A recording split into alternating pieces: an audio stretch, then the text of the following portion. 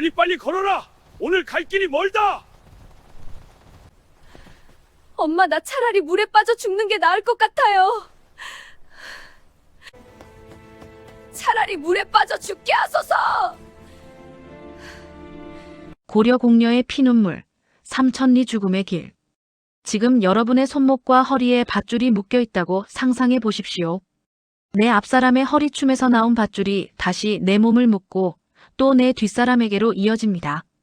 마치 도살장에 끌려가는 소나 돼지처럼 굴비 엮이듯 줄줄이 묶인 채 걷고 있습니다. 신발은 이미 다 닳아 터져서 맨발에 피가 맺혔습니다. 며칠째 제대로 씻지도 먹지도 못해 입에서는 단내가 납니다. 걸음을 멈추고 싶지만 그럴 수가 없습니다. 멈추는 순간 등 뒤에서 몽골 병사의 채찍이 날아오기 때문이죠. 이 행렬 속에 있는 사람들은 죄수가 아닙니다. 살인자도 아닙니다. 불과 며칠 전까지만 해도 고려의 어느 마을에서 부모님의 사랑을 받으며 뛰어놀던 13살, 14살 된 평범한 소녀들이었습니다. 단지 고려라는 약소국에서 여자로 태어났다는 이유. 그 하나만으로 이들은 지금 고향에서 수천 킬로미터 떨어진 몽골의 수도, 원나라 연경까지 걸어가고 있는 중입니다. 걷다가 병이 나면 길가에 버려지기도 하고 짐승보다 못한 취급을 받으며 끌려가는 이 길. 바로 고려 공녀들이 겪어야 했던 피눈물 나는 삼천리 길입니다. 오늘 우리는 역사 교과서가 한 줄로 요약해버리고 말았던 그 처참한 현장을 아주 가까이에서 들여다보려고 합니다. 공포의 시작, 공녀 차출. 고려가 몽골의 침략에 항복하고 원나라의 간섭을 받던 시기. 고려 백성들에게 가장 큰 공포는 전쟁도 아니었고 굶주림도 아니었습니다. 바로 공녀 차출이었습니다. 말 그대로 곡물로 바쳐지는 여자라는 뜻입니다.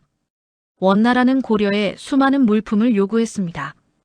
금과 은, 인삼, 매 같은 특산물은 기본이었습니다. 하지만 가장 악질적인 요구는 따로 있었습니다. 바로 사람, 여자였습니다. 원나라 황실의 후궁이나 귀족들의 첩, 또는 궁녀로 쓸 여자를 보내라는 것이었죠. 심지어 나중에는 원나라 군인들이나 하인들과 결혼시킬 여자들까지 요구했습니다. 이 요구는 일회성이 아니었습니다. 고려 충렬왕 때부터 공민왕 때까지 약 80년 동안 정식으로 기록된 것만 50여 회가 넘었습니다. 그렇게 끌려간 처녀의 수만 해도 수천 명에 달했습니다. 기록되지 않은 숫자까지 합치면 그 피해는 상상조차 할 수 없을 정도였죠. 당시 고려의 부모들은 딸을 낳으면 기뻐하기는커녕 통곡을 했다고 합니다. 내 딸이 언제 몽골 놈들의 놀이개로 끌려갈지 모른다는 공포. 그 공포가 온 나라를 짓눌렀습니다. 생존을 위한 처절한 몸부림 조언. 그래서 고려 사회에는 아주 기이하고 슬픈 풍습이 생겨납니다. 바로 조언입니다. 일찍 결혼한다는 뜻이죠. 원나라에서는 처녀를 요구했기 때문에 이미 결혼한 유부녀는 잡아갈 명분이 없었습니다. 이 틈을 노려 딸을 지키고 싶은 부모들은 딸이 10살이 되기도 전에 서둘러 결혼을 시키기 시작했습니다. 이것은 사랑의 결실이 아니라 생존을 위한 위장 전술에 가까웠습니다. 당시 상황이 얼마나 급박했는지 실제 기록을 보면 알 수 있습니다. 갓 태어난 갓난아기들끼리 정혼을 맺는 것은 예사였습니다. 심지어 뱃속에 있는 태아를 두고 사돈을 맺기도 했습니다. 12살 신랑과 10살 신부의 결혼식은 그나마 양반이었죠. 사랑하는 내 딸 이렇게라도 살아있어야 한다. 어머니, 저 어떻게 해요? 어떤 집안에서는 딸을 숨기기 위해 머리를 삭발시켜 비구니로 만들기도 했습니다. 일부러 얼굴에 흉터를 내거나 피부병이 있는 것처럼 꾸미기도 했습니다. 딸의 얼굴을 망가뜨려서라도 자식을 곁에 두고 싶었던 부모의 처절한 마음. 그 마음이 느껴지시나요? 하지만 원나라의 감시는 집요했습니다. 고려 조정에 결혼도감이라는 관청을 설치했습니다. 이름은 결혼을 장려하는 곳 같지만 사실은 처녀 사냥을 하는 기관이었습니다. 이곳의 관리들은 마을마다 돌아다니며 처녀들을 색출했습니다. 몽골의 앞잡이가 된 일부 고려 관리들은 자신의 출세를 위해 더 악랄하게 백성들을 괴롭혔습니다. 누가 어느 집에 예쁜 딸을 숨겨두고 있는지 샅샅이 뒤지고 다녔습니다. 숨겨둔 사실이 발각되면 그 부모를 감옥에 가두고 매질을 했습니다. 생지옥의 이별. 결국 이 피할 수 없는 그물에 걸려든 소녀들은 부모와 생이별을 해야 했습니다. 공녀로 선발되는 날의 풍경은 그야말로 생지옥이었습니다. 이 참상을 보다 못한 고려의 학자 이곡. 그는 원나라 황제에게 목숨을 걸고 상소문을 올립니다. 그의 글 가정집에 실린 내용을 보면 당시의 상황이 눈에 선하게 그려집니다. 공녀를 데려가는 날이 되면 부모와 친척들이 서로 붙잡고 통곡하는 소리가 마을을 진동시킵니다. 얼마나 많이 울었는지 우물물이 다 마를 지경이며 사람들의 눈에서는 피눈물이 흐릅니다. 늙은 부모는 딸을 보내고 목을 메어 죽기도 하고 근심과 걱정으로 병이 들어 죽는 자가 부지기수입니다. 딸의 옷자락을 붙잡고 놓지 못하는 어머니, 끌려가는 딸의 뒤를 쫓아가며 신발이라도 챙겨주려는 아버지. 이곡이 묘사한 마른 우물이라는 표현. 이것은 과장이 아니라 당시 고려 전체가 흘린 눈물의 양을 대변하는 것이었습니다.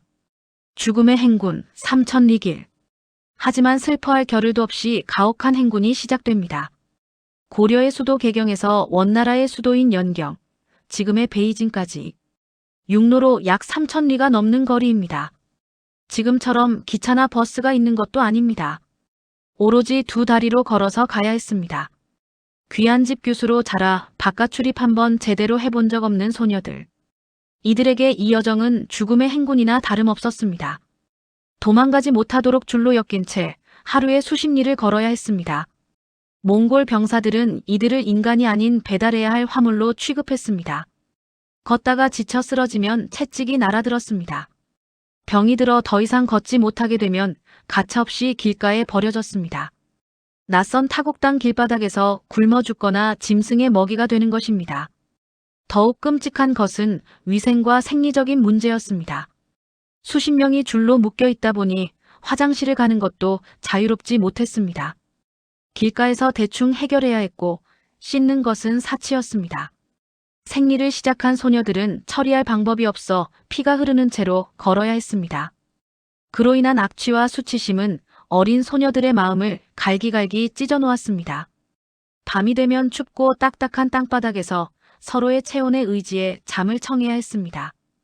밤마다 고향에 있는 부모님을 부르며 우는 소리가 끊이지 않았다고 합니다. 절망의 강, 압록강. 특히 가장 비극적인 장소가 있었습니다. 바로 국경선인 압록강이었습니다. 고려사를 비롯한 야사에 따르면 압록강 나루터에 도착하면 소녀들의 통곡 소리가 하늘을 찔렀다고 합니다. 저강만 건너면 다시는 고향 땅을 밟을 수 없다는 절망감 때문이었죠. 실제로 많은 소녀들이 강을 건너느니 차라리 죽음을 택하겠다며 압록강 푸른 물에 몸을 던졌습니다. 몽골 병사들이 이를 막기 위해 감시를 강화하고 밤에는 족쇄를 채웠지만 강물 위로 떠오르는 꽃 같은 주검들을 다 막을 수는 없었습니다. 죽어서라도 부모님 고향 땅에 용서하세요. 묻히고 저는 싶다는 못 마지막 갑니다. 절규. 그 절규가 압록강 물결 속에 잠겨갔습니다. 또 다른 지옥, 원나라. 그렇게 죽을 고비를 넘겨 원나라에 도착한다고 해서 고생이 끝나는 것은 아니었습니다. 오히려 더 큰 절망이 기다리고 있었습니다. 운이 좋아 황제의 눈에 띄어 후궁이 되는 경우는 극소수에 불과했습니다. 대부분은 원나라 귀족들의 첩이나 하녀로 들어갔습니다. 심지어는 원나라 식당이나 기방의 노비로 팔려가기도 했습니다. 우리가 드라마나 소설을 통해 잘 알고 있는 기왕후. 그녀의 이야기는 사실 기적에 가까운 로또 당첨과도 같은 사례입니다. 기왕후는 공녀로 끌려가 원나라 황제 순제의 총애를 받아 황후의 자리까지 오른 입지전적인 인물입니다. 하지만 그녀의 성공 신화 뒤에는 수천 수만 명의 이름 없는 공녀들의 피눈물이 숨겨져 있습니다. 기왕후 역시 처음에는 낯선 궁궐에서 차를 따르고 시중을 드는 궁녀 생활부터 시작했습니다. 말도 통하지 않고 아는 사람 하나 없는 적진 한복판. 그곳에서 그녀가 겪었을 공포와 외로움은 황후라는 화려한 타이틀에 가려져 우리가 미처 생각하지 못했던 부분입니다. 오히려 대다수 공녀들의 삶은 비참했습니다. 고려 여인들은 피부가 희고 생활력이 강하며 성품이 온순하다는 이유로 원나라 귀족들 사이에서 인기가 높았습니다. 하지만 그것은 인간으로서의 인기가 아니라 쓰기 좋은 물건으로서의 인기였습니다. 고된 가사 노동에 시달리는 것은 기본이었습니다. 주인의 학대와 성적인 유린을 견뎌야 했습니다. 아이를 낳아도 첩의 자식이라며 멸시받았습니다. 나이가 들어 쓸모가 없어지면 버림받기도 했습니다. 타국에서 병들어 죽어가면서도 그녀들이 마지막 순간까지 그리워한 것. 그것은 바로 고향 고려의 산천과 부모님이 끓여주시던 따뜻한 밥 한 끼였습니다. 원나라의 시인들도 고려 공녀들의 슬픔을 시로 남길 정도였습니다. 밤마다 들려오는 고려 여인들의 구슬픈 노래소리에 잠을 이룰 수 없다는 내용의 시들. 그 시들이 지금도 전해집니다. 돌아온 자들의 비극 환양녀. 그렇다면 운 좋게 고향으로 돌아온 사람들은 행복했을까요? 여기서 우리는 환양녀라는 단어의 슬픈 유래를 마주하게 됩니다. 환양녀. 말 그대로 고향으로 돌아온 여자라는 뜻입니다. 원나라에 끌려갔다가 늙거나 병들어서 혹은 원나라가 망하면서 천신만고 끝에 고향으로 돌아온 여인들이 있었습니다. 죽지 않고 살아 돌아왔으니 가족들이 덩실덩실 춤을 추며 반겨주었을까요? 현실은 냉혹했습니다. 고려의 사대부들과 남편들은 정조를 잃었다는 이유로 그녀들을 외면했습니다. 몽골놈에게 몸을 더럽힌 여자라며 집안의 수치로 여겼습니다.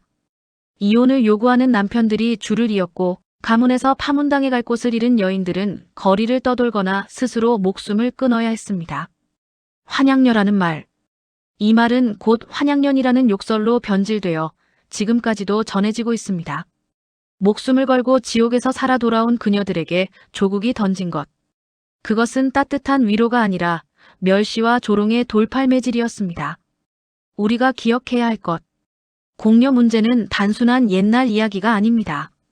힘없는 나라의 백성, 특히 여성들이 겪어야 했던 참혹한 역사의 증거입니다. 나라가 힘이 없어 지켜주지 못한 딸들을 적국의 놀이개로 보내야 했던 무능함.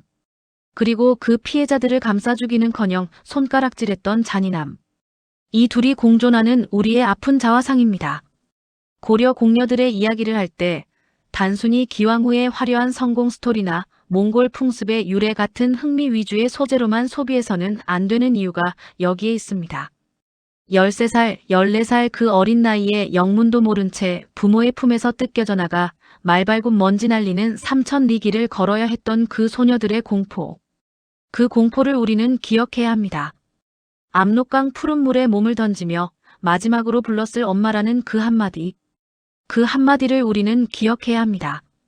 오늘 밤 잠자리에 들기 전 따뜻한 이불 속에서 편안함을 느낄 때 문득 700년 전 차가운 북풍 한설을 맞으며 맨발로 걸어야 했던 고려의 딸들을 한 번쯤 생각해 주셨으면 합니다. 그들이 흘린 눈물이 있었기에 우리가 지금 이 땅에서 살아가고 있는 것인지도 모릅니다. 역사는 승리자의 기록이라고들 합니다. 하지만 진정한 역사는 기록되지 못한 자들의 고통 속에 숨어 있습니다. 교과서 귀퉁이의 공녀라는 두 글자로만 남겨진 그들의 삶. 우리가 그 삶을 기억하고 불러줄 때 비로소 그들은 억울한 원혼이 아니라 우리 역사의 당당한 일원으로 안식할 수 있을 것입니다. 오늘 영상이 여러분에게 역사를 바라보는 새로운 시각을 제공했기를 바랍니다. 단순히 왕조의 흥망성쇠가 아니라 그 시대를 온몸으로 살아내야 했던 사람들의 이야기에 귀 기울이는 시간이 되었으면 합니다. 다음 시간에도 교과서가 알려주지 않는 우리 역사에 숨겨진 진짜 이야기를 들고 찾아오겠습니다. 감사합니다.